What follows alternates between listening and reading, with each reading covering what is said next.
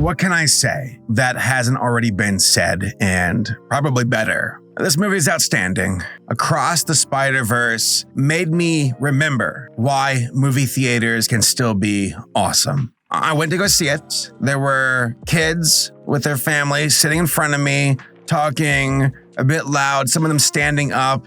And I'm like, oh, I hate movie theaters.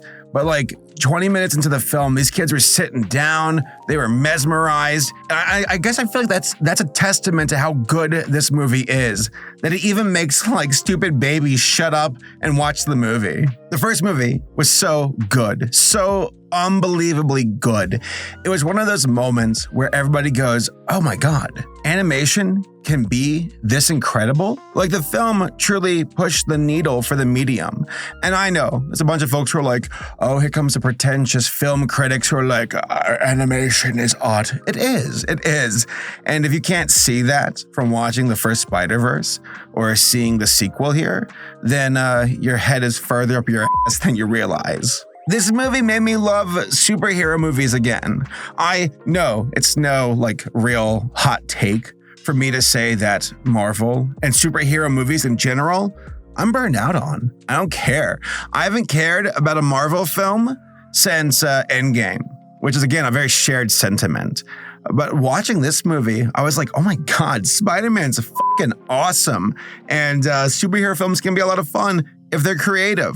I'm burned out on the Marvel like format, the template, where it feels like it's an assembly line of films. And to the folks who enjoy it, more power to you. I'm not here to judge you. I'm just to say by my own subjective bias that I'm done. I'm tired. So to watch something like this, I'm like, oh, that's filet mignon. That's the good shit right there, and I'm here for it. And also, Spider-Man, such an incredible hero, so fleshed out.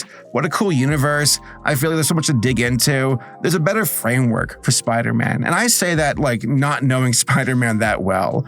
I only know it as well as like a kid who grew up with the games, who didn't really read the comics, who watched the Tobey Maguire films, and then I kind of jumped on with like the Marvel stuff as of late, during the 2010s. That's my extent. But I know that Spider-Man's a very beloved hero, and yeah, there's a reason why when Marvel, like the company, was selling their properties, Sony's like, yoink, we'll take Spider-Man, and then Disney's like, I guess we'll take the rest.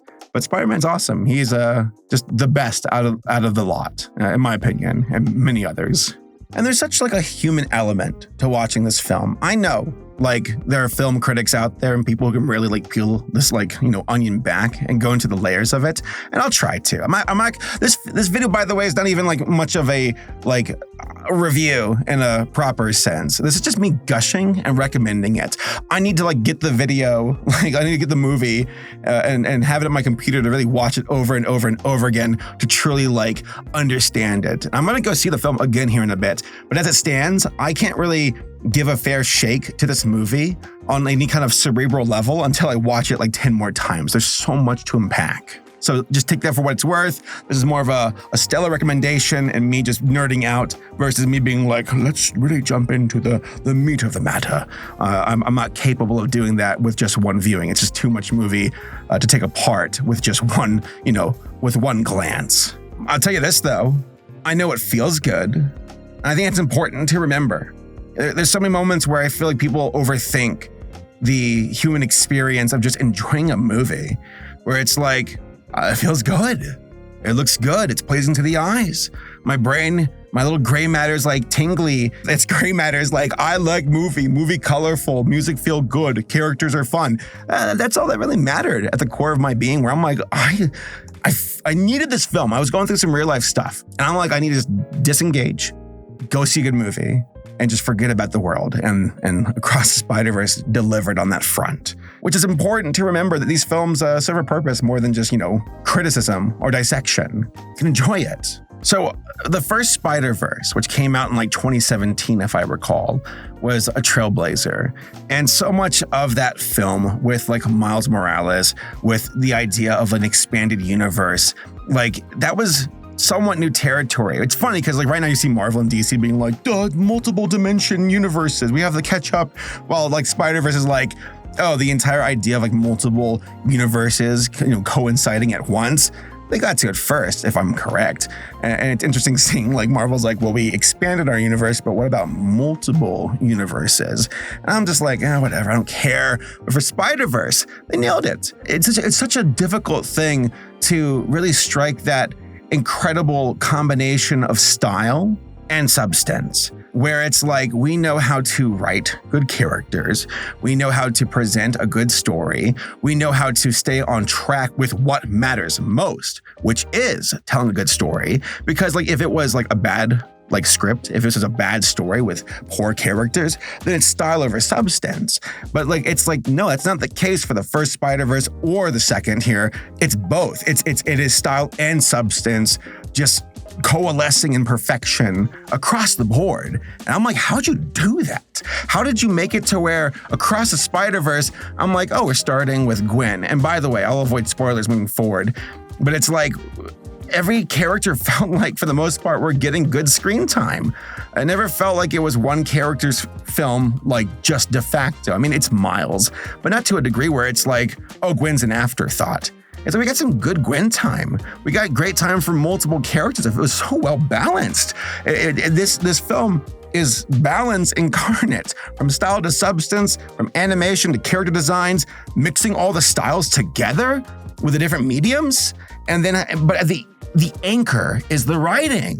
And that's something that's so like just glossed over when it comes to films like this.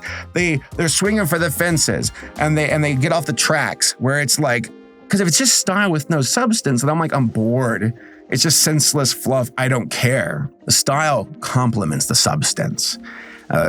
Which is like, I don't know how they do that in the first film or the second. It's insane.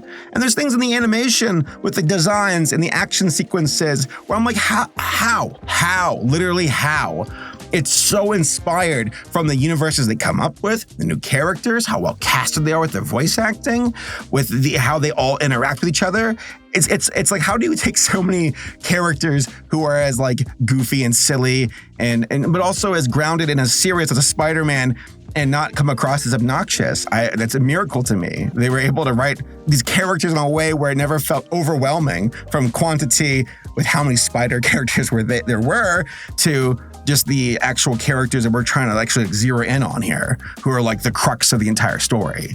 So again, I'm just kind of dumbfounded. I'm standing in my recording booth and I'm like still asking myself, how did they do that? How did you find such a fantastic balance that felt so good and earned, with great levity and pacing, character origins and arcs where I'm like invested in, where I'm like, no, I care about like the goals of these characters. I want to see them achieve said goals. I know that there are stakes involved in their journey, the hero's journey. I want to see their struggles. I want to see how they can overcome it. And then I was asking myself, like, can this film live up to the first?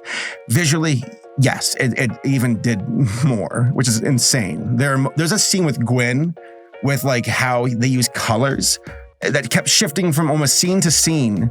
The emotions for that, the way they would use cold colors and then brighter colors to talk about how the characters would, have their dialogue and the emotions going on that scene. There's a scene at the start with the first engagement with a character, with a villain. And I'm like, what the is that? That's insane. This is the coolest. I was like leaning out of my seat out of excitement from like, I felt like a little kid again. I'm like, this is the coolest ever. I love movies. That's what I was feeling. And then the music, the music, holy shit. I wish I understood music more on a technical level to explain how much I loved it. But again, my little gray matter brain is like, I like music. It feels good. I never felt like the music when it's this wonderful combination of the score to like moments where there's actually lyrics in the music that complement the movie so well and really kind of like makes you feel the gravitas of certain moments, especially in like the climax of the second act with a certain like bridge. And I'm like, whoa, that's incredible. I was getting goosebumps constantly throughout the film. And then here's the part that caught me off guard. I actually got teary-eyed. And I'm like, oh, screw you, movie. You got me to cry? What the hell? And I have to be vague because I don't want to get into spoilers. But yeah, the emotional impact of the characters, where they start, where they go. Cotton Eye Joe, I was here for it. And even the ending where folks are like, oh, come on. And I'm like, oh, shut up. I don't care. This is a good movie. I'm here for it. Agree to disagree. Where some folks are like, I'm unhappy. That's how the film ended, And I'm like, okay, fair. That's fine. But you'll be back. God knows I'll be back. So was it better than the first film? Story-wise, it's hard to really capture the magic of the uninitiated hero like Miles and retread that path. Because once you open that, that box, it's hard to ever really recapture that first magical moment of the hero really rising to the occasion. And in that regards, I'd say this film couldn't live up to that moment, though it kind of, it definitely took its hat to it. There's a lot of cameos, a lot of Easter eggs. There's a lot of passion for this property, for this franchise, for the character that you can tell it's really genuine. I love that. It's contagious. But as far as like the first film story, as it stands currently, I still think the first one's better, but this film story is still continuing. So I'm going to withhold, final judgment until it's completed with the third film coming out here. They say next year. I don't think so. I think it's going to be 2025. But as far as their commitment, as far as their passion, as far as their ability and talent and how inspired they all are, and I mean for everyone involved in this production, yeah, it's unquestionable. It is the stuff that makes me excited to watch movies. I will say this though. The audio was kind of weird, where I'm like, why is it quiet? It feels like the mixing was kind of off. And I saw something today where they're like, oh, we're going to patch the movie. We're going to fix that. Apparently there was something off where it was too quiet in some parts. And I'm like, oh, okay. New patch dropped for Spider-Verse 2. Got it. Overall, this film was inspired. It's brilliant. And again, it makes me love animation. It makes me realize that I know that this is a business when it comes to the big studios. And I know folks can be like, get off your high horse and don't expect, like filet mignon with every single film you watch. And I get it. I can have a hot dog with Illumination and go, or I can get filet mignon with Spider-Verse 2. I can do both. I just think it's good to have options. And I think it's good to see like the champions of the industry, like really sally forth and do something new to like inspire everybody else. Like you watch something like Puss in Boots 2, or you watch something like The Bad Guys, and you can see how the visual like inspiration from the first Spider-Verse has been contagious. And these other artists are like, well, hold on, let's think outside the box. That's a good thing. I'm here for that. I'm here for pushing that needle. So to all the artists who like worked on the film, for all of the entire staff, like well done. And that's something else that's kind of wild to me is I'm on my Twitter and I'm like, wait, an artist who worked on this movie follows me? Ugh, I feel unworthy. What an interesting day and age we live in where like when I was a kid growing up, in the 90s, I was like, it's the folks who made Rugrats. I'll never know who they actually are.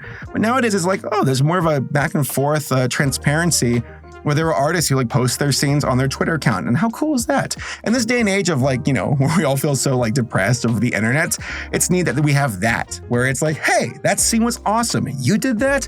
I'm going to follow you. I support that. So those are my impressions. Those are my bullet points. I highly recommend the film. I'm gonna go see it again. I'll be back in the future to give this movie a fair review after I write a script for it. But I want to watch it like 10 more times beforehand. But I can at least tell you this, it's good. Go check it out.